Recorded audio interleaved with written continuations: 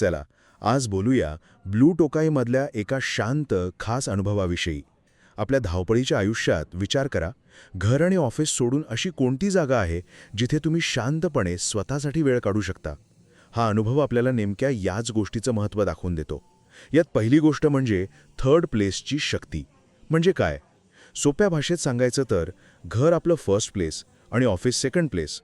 Blue टोकाईसारखे café हेच ते थर्ड प्लेस असतात, जिथे आपल्याला रोजच्या धावपळीतून थोडा ब्रेक आणि एक वेगळी शांतता मिळते.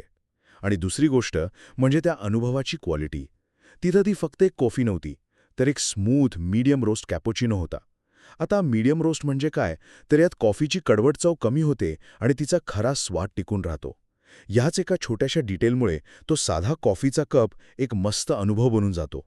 म्हणजे शेवटी काय, तर एक योग्य जागा आणि छोट्या छोट्या गोष्टींवर दिलेलं लक्ष हेच आपल्या साध्या क्षणांना खरंच खूप खास बनवतात.